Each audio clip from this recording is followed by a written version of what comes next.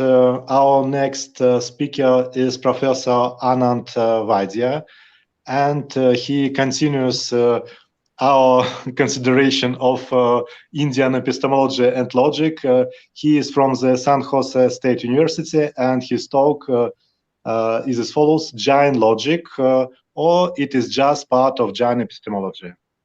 Okay, thank you very much, Andrew and Ricardo, and for all the organizers. I'm having a little bit of technical difficulty, so Ricardo is going to flip my slides, but I'm going to talk through everything. Okay, Ricardo, next slide. Okay, so what I want to do is I want to talk about the sevenfold theory of predication, Saptabhangi, which is part of a Jain philosophy. Let me just make a little comment here in the beginning about how I'm understanding this talk fitting into the overall purpose of this conference. So it's World Logic Day. Jainism, whatever it is, it's at least a religion. I think it's a philosophy also, or that it contributes to philosophy. And I also feel that there has been something going on in the philosophical literature and the logic literature concerning what is sometimes called Jain logic. And so this talk is a lot about what are those papers about that talk about Jain logic, and what are they doing when they look at the Saptabhangi, and what do I think about all of that? So the inquiry questions I really have are something like, are these papers about Jain logic really focusing on what Jain thinkers are up to? Are they being precise about the various senses in Western philosophy, where we've developed the concept of logic over time, from Aristotle through Boole, through Frege, all the way up to Kripke? And the critical question I'm kind of asking is there any sense in which Saptabhangi is a contribution to logic? If so, in which sense? And the reason why I'm asking this is because, in a way, I'm kind of confused by the literature while I'm doing my research on Jainism, and I think it's an important opportunity at a conference on logic and religion to sort of like set the path forward in the right direction from where I think it's been going for a while. So my thesis is very straightforward. It's that Saptabhangi is a contribution to logic as an epistemological ontological inquiry, where the notion of logic must itself be constructed from Western and Indian ideas being brought together. Next slide. Okay, so first of all, what is the Saptabhangi? So if you're someone who has a lot of Prakrit and Sanskrit, then probably you'll be upset that I have rendered this in English and probably think there's some translational issues. This is precisely one of the points I'll bring up, but because I thought my audience wouldn't all know Prakrit and Sanskrit, I thought I would just give the rendering I gave in the paper I published. So where A, B, and C are variables ranging over standpoints, that is an epistemic standpoint in Nyaya, and P is a variable ranging over existential statements or predicative judgments, the sevenfold theory of predication can be presented as follows. From standpoint A, it is true that P. From standpoint B, it is false that P. From standpoint A, it is true that P, and from standpoint B, it is false that P. From standpoint C, it is unsayable whether P or not P. From standpoint A, it is true that P, and from standpoint C, it is unsayable whether P or not P. From standpoint B, it is false that P, and from standpoint C, it is unsayable whether P or not P. And from standpoint A, it is true that P. From standpoint B, it is false that P. And from standpoint C, it is unsayable whether P or not P. So that's basically a version. There are many out there, and I'm going to be talking about that. I want to say some things about the structure of this overall setup. Next slide. So first of all, there are basically three values here. The value we have is truth, falsity, and unsayable. The word that is typically used in the core text is avaktavya, which can be translated in a number of different ways. I'll be honest here, unsayable is the rendering I've gone with, but there's a different set. There's indescribable, inexpressible, and it's very important that we understand what those words mean in English and what the ontological commitment of those words are. There are some other questions we can have here. Are all 7 of these necessary, really? I mean, it looks like what's going on is that we have these basic values, and then we can combine them in various ways to get the 7. So are these really 7 different types of judgments, or is there something like a reduction theorem or a reduction proof that'll show that there's really a core set and the rest can be brought away? From what I understand, maybe some Buddhist scholars actually thought that there was a lot of redundancy here and they wanted to get rid of some. I'm not sure about that scholarship, but it seems like that's a legitimate question you can ask. Some people might think that the way this can sound in Prakrit or Sanskrit when translating is something that involves paraconsistency or an embrace of true contradictions. I have definitely rendered it in a way in which that doesn't hold. And if some people think it does go that way, I would really like to see how it can be made to look that way. What I see is going on here is something like, from one perspective, it's true, and from another perspective, it's false. If parameterization is a way of blocking true contradictions, then this is not a case where we have true contradictions.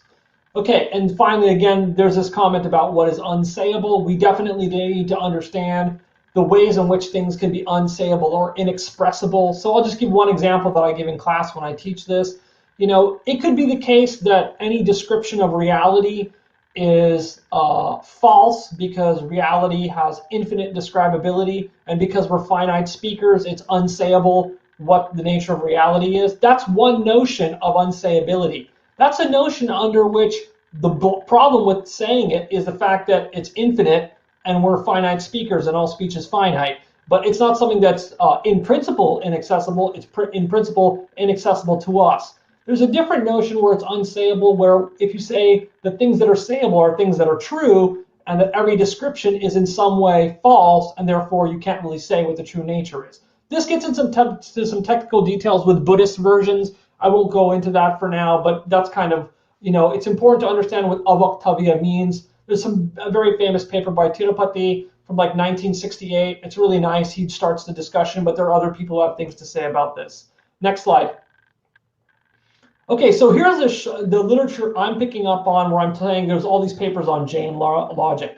Honestly, Arvind Sharma doesn't really belong in this camp, but I really liked his paper from 1988 where he was surveying Bhandarkar and Radhakrishna, and I thought it was very, very well done, and I thought he really sort of didn't go too much into, I'm going to turn this into some sort of mathematical logic. However, by the time we get to the 2000s, it looks like this becomes an industry. So Pratigi Jain uses modal logic.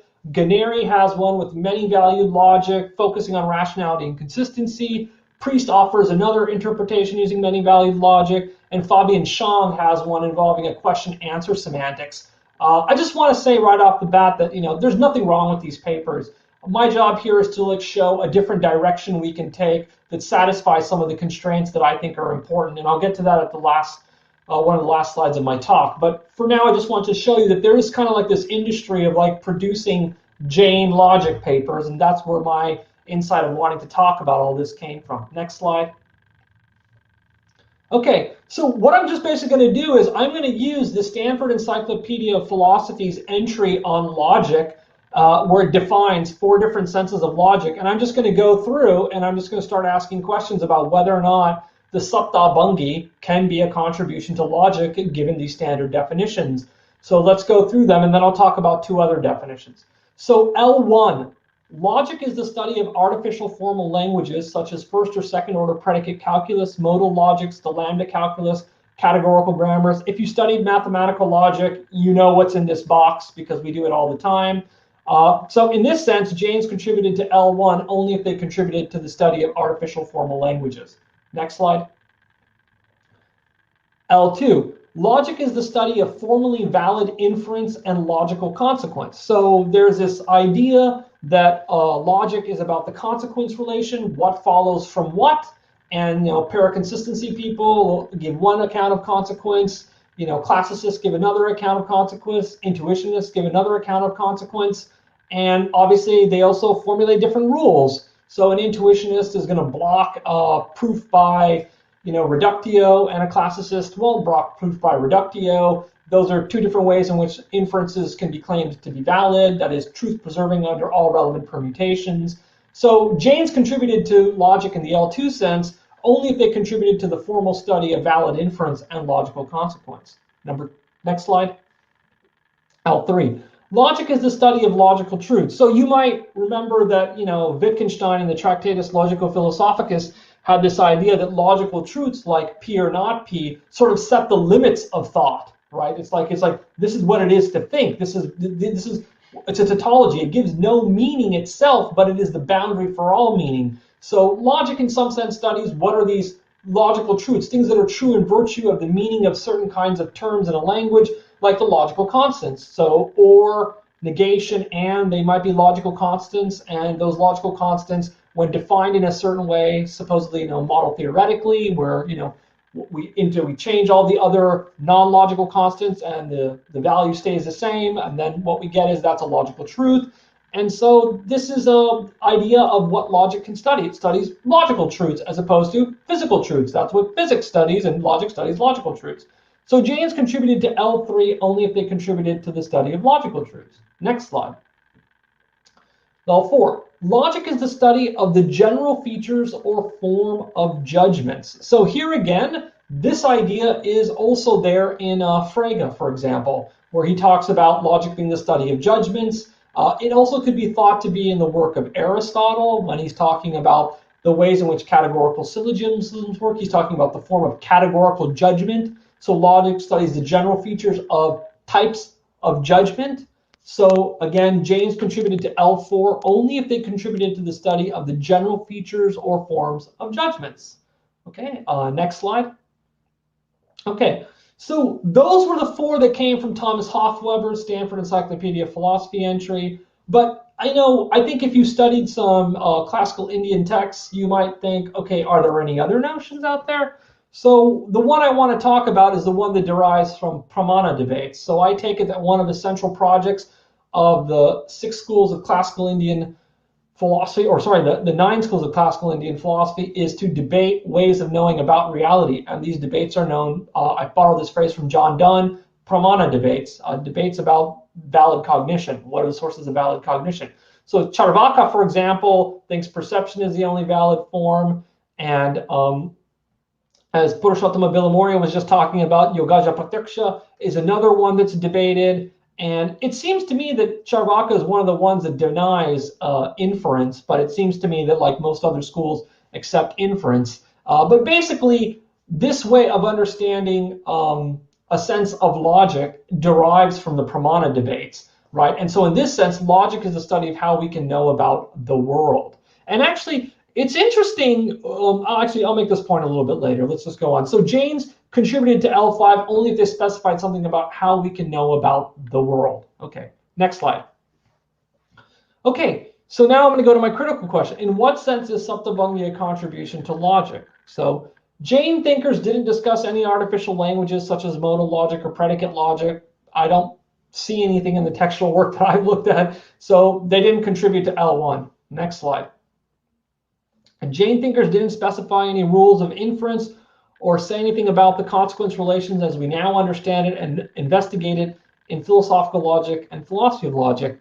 I also haven't seen anything here. And actually, I think this comment might actually generalize to other schools of Indian thought. Also, I just don't think that the L2 version of what's going on in classical Indian texts speaks really to this issue about the consequence relation and rules of inference. And in a conversation with Jay Garfield, I think I've become even more convinced that maybe this is the right way to think about it. This wasn't a primary interest, and it might be because of how they understood Anumana and what the debates about Anumana were, that they didn't really think that there was all these rules that we had to specify. In fact, in a conversation with Jay Shankar Shah, he told me, well, the answer is that there's just this one form. And so as long as you put it in that one form, you're good to go. If it's any other form, I don't know what you're talking about. But that already puts tension on the idea that there's something like rules of inference for valid deduction that we do in natural deduction. So I don't think they contributed to L2. Next slide. Jain thinkers didn't specify any logical truths. This one is a bit difficult, and I'm going to return to it in a moment. But on the face of it, I think that we don't see in the Saptabhangi any identification of logical truths. Now, it could be the case that there's an indirect way of deriving something that counts as a logical truth by investigating the Saptabhangi, but on the face of it, this doesn't seem good to me. So I don't think they contributed to L3 either. Next slide. Okay, so I think Jain thinkers did specify general forms of judgment via the Saptabhangi. In fact, isn't that just what the Saptabhangi is? I mean, isn't it just telling us the sevenfold theory of predication? It seems like the title of it translated in English just answers the question that it's about forms of judgment that we can be making. And in fact, they're giving one way of understanding these forms of judgment in inquiry. So I do think they contributed to L4. And given that L4 is something identified by Thomas Hofweber as a clear sense of logic within the Western tradition, because Hofweber does not consider anything outside of the Western tradition. I think we can then say that when we're writing these papers on Jain logic, we can say that this is the place where they contributed to logic. It's in this sense number 4. Now, there seems to be a discussion within Hofweber's work of the relationship between L4 and L3. That is, studying the general forms of judgment might actually say something about logical truths. So if the Jains contributed via Saptabhangi to L4, the general forms of judgment, then maybe there's a way to say they did contribute to L3, the study of logical truths. Of course, I just put pressure on that claim by saying I don't see an immediate way how to get from their Saptabhangi to any specific logical truth, but I'm sure a really smart mathematician could work this out if it was available to be worked out. So I put that down as a challenge to Jain scholars who want to do something, that here's a place where you can actually make some work go the distance on the relationship between L4 and L3. And I think Hofweber actually put some idea to, so some more insight to the idea that L4 and L3 need to be suitably connected. That is, general forms of judgment have to be connected to logical truths in a suitably good way, and that's kind of what he's doing. Okay, next slide. Okay, so Jain thinkers did specify ways of knowing, coming to know about the world, such as perception, inference, and testimony, amongst other things. So Jain thinkers did make a contribution to L5. So in the sense deriving from Pramana debates, clearly they made a contribution to L5. But there's a problem, and here I want to spend some time talking about a number of books I read in my reading group on classical Indian logic. There's all these things about Buddhist logic that, just like, Shester Baxky's very classic 2-volume study, where they just go on and on about all these things about perception and all these other things, and it just starts to seem like, wait a minute, like this notion is not going to be a very serviceable cross-cultural notion. If we're engaging in a cross-cultural investigation of logic, a notion of logic that includes testimony and perception as part of it seems to me way too wide. It just doesn't seem to be very serviceable. Of course, the fact that inference is in there seems to be good. That seems to be core. Inference is a way of knowing about the world, and inference also seems to be what Aristotle was studying and what many people were studying and Frege was contributing to. And so this seems to be a very important notion, actually. So there seems to be a problem in the sense that knowing about the world in terms of all the different ways is too wide of a notion for a cross-culturally serviceable notion of logic. However, the fact that inference shows up there is very important. So I think that the main insight to make here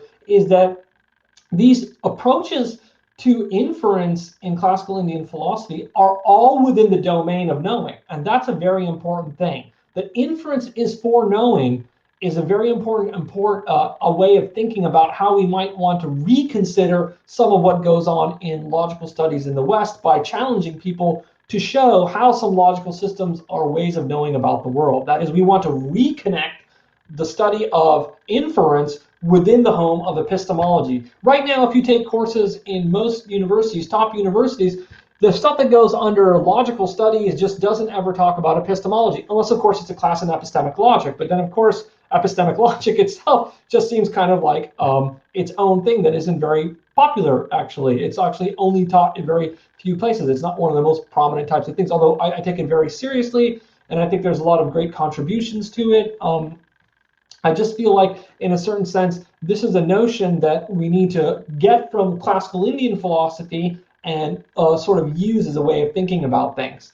So I think one of the important things to realize is whatever notion is coming out of logic in this fifth sense, it's too wide to take things like perception and testimony. And if we narrowed it down to inference, we would still get something useful, the connection to knowing, right? We would get inference not just as this abstract object that we study in terms of its properties, but in terms of something that actually has something to do with knowing. And I think that's really important. So next slide.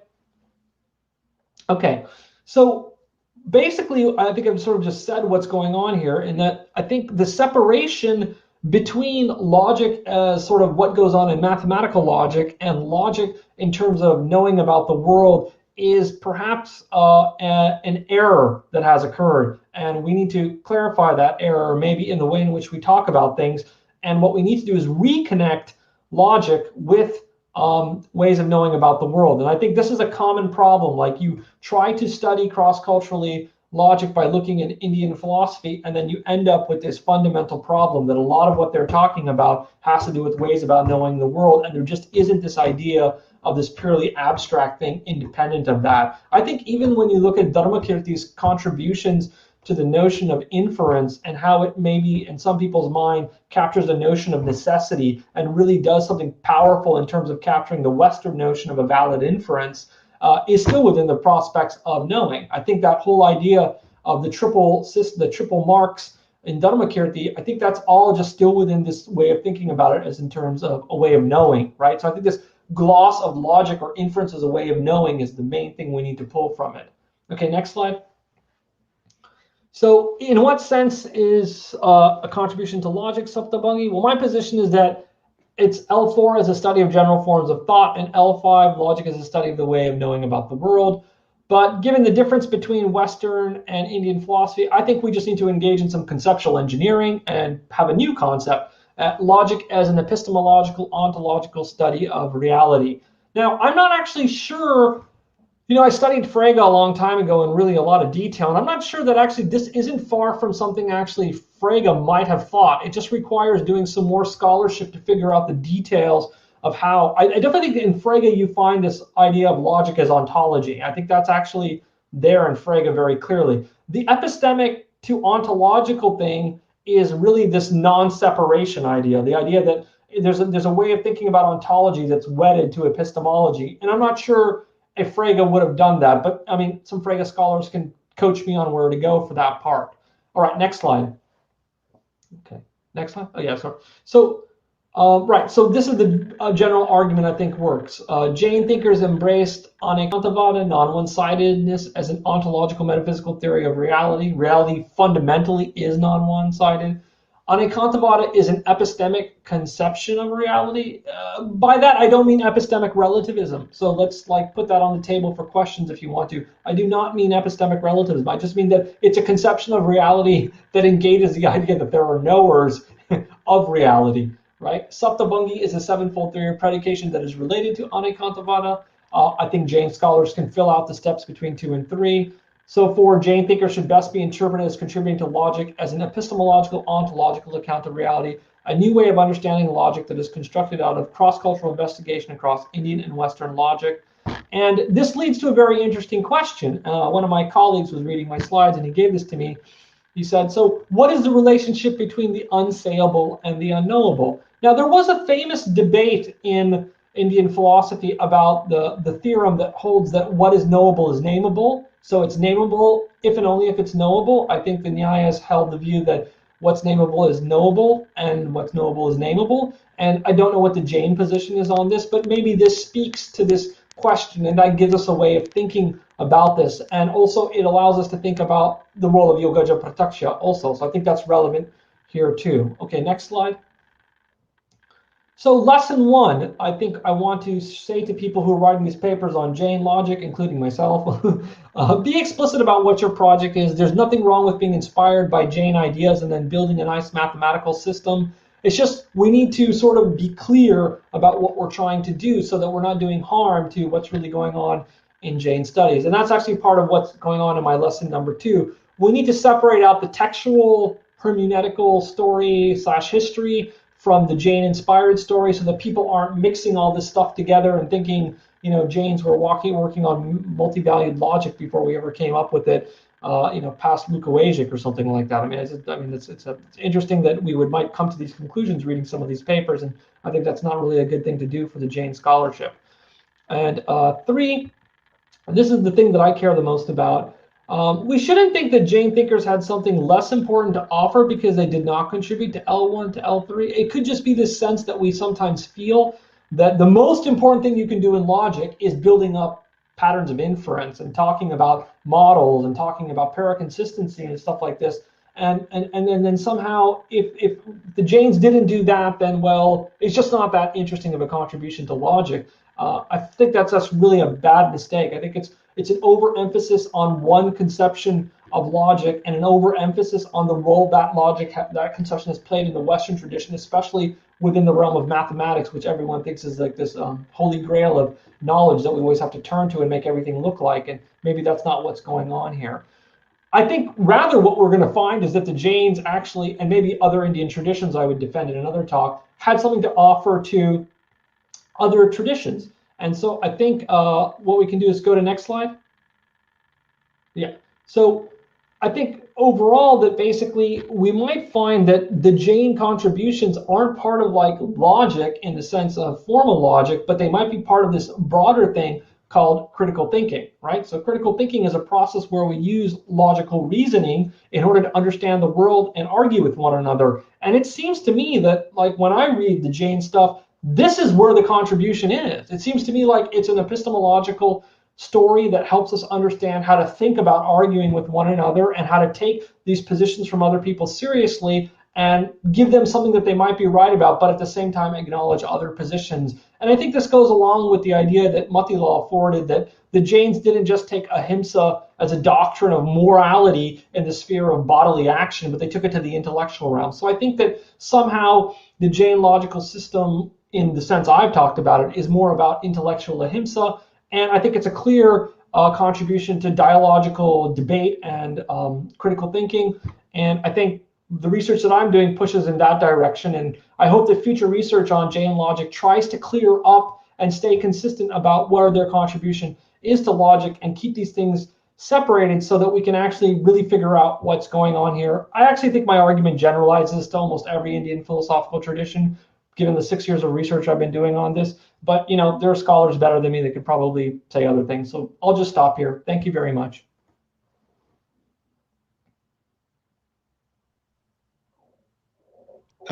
Thank you, Anand, for very interesting talking. And my question is quite historical. So we know that the Nyaya school and the Yogacara school are very close to each other, and even terminologically. And in the Nyaya Sutra, we can find many direct quotations for the Madhyamaka and for the Yogacara text. So we can assume that both traditions were established in the same region, maybe in Gandhara, maybe in the today's Pakistan, Afghanistan, and the representatives of both schools were very close to each other. But on the other side, the Jain epistemology, the Jain logic, is quite separately from the Nyaya and Yogacara school. And how can you explain this fact that even terminologically and philosophically, this approach, the Jain approach, is quite different from the Indian school of Nyaya and Yogacara? Okay, good. I'm not sure, Andrew, exactly that I argued that in fact they are close. So, I mean, maybe what I did was I suggested that there's a generalization that my argument will hold from the Jain case to other Indian traditions. And I think actually I've done research on the Nyaya tradition and I don't find any of the senses of L1 through L3 there. So is your question just to ask me about what is the difference historically between why this difference exists? So how it can be explained? Because of the specific Jain philosophy, or because, for example, this tradition was established in another region, and first there were no debates. Evidently, we know that after since the 6th century, there were many debates among different schools, but we know that the Nyaya school was established maybe in the 2nd century AD, and evidently the Jain philosophy existed, and there is an opinion that maybe the Jain philosophy is even quite older than the Buddhistic philosophy, but it is an open question. So how it can be explained in your opinion? Okay, so I mean, I don't see myself at all in a position to answer any question like that. Maybe Dr. Billamoria can answer or speak to the Shramana movement and exactly what the separation was. But my talk has nothing to do with how Jainism is somehow different fundamentally from Yogacara and Nyaya. My talk is about how research in Jain Logic attempts to do something that is confusing because it doesn't identify the correct sense of logic. And your question seems to be focusing on something that I'm not qualified to answer. So I'd rather defer to Dr. Villamoria or someone else who has more historical knowledge of exactly the evolution of Jainism in this particular time period that you're worried about. I think your concern is more something about like, why do we see that Jainism is drastically different from these other schools, even though they debated them? I don't know. Is it odd that a school could be different from other schools, even though it debates them? Is that a fundamental assumption of your question? Yeah. So I mean that some attitudes towards judgments are evidently different, and so we can find, for example, the four statements in the Pali Canon that something is, something is not, both not, and so on. But in the Jain philosophy, it is much more. Some additional statements. But Andrew, couldn't that just be the point about the reduction theorem? I mean, it could be the case that what we find is that some of the Buddhists think that some of the other claims that the Jains are making are just kind of useless because they're combinations of the other ones. Are they really distinct? So, I mean, we typically know that you can reduce any of the 5 operations in classical propositional logic to any of the 2 simply by a reduction, as long as you take negation and or negation and if then. Well, there could be a reduction claim that holds in this case also of the relevant kind of reduction. And I'm not denying that there isn't a reduction. But yeah, so I don't know. But I mean, yeah, saying that it still seems to me like the way in which the Saptabhangi is presented is more of a parameter dependent view because of the role of Nyaya, of the view of the Nyayavada, of the epistemology. And I think that if you look at Aryavada, who comes after Nagarjuna, and codify some of Nagarjuna's writing, in Aryavada, you see actually more of an embrace of the true contradiction type of view, something explicitly written in a way that's contrary to Aristotle when he gives his definition of truth being what is said as what is true and what is said as not as false, that kind of thing. So I think there's something there. I don't know the answer, though, that you're asking. I think that has something to do with a deep historical scholarship that's very important, but not something I can really speak to in a qualified way. Okay, thank you.